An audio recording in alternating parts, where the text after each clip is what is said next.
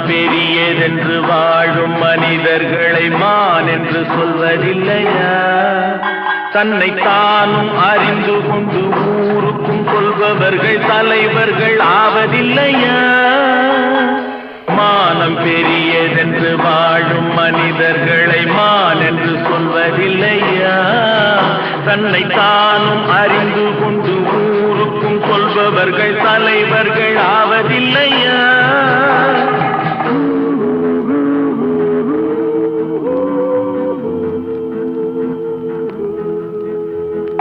உன்னை அறிந்தால் நீ உன்னை அறிந்தால்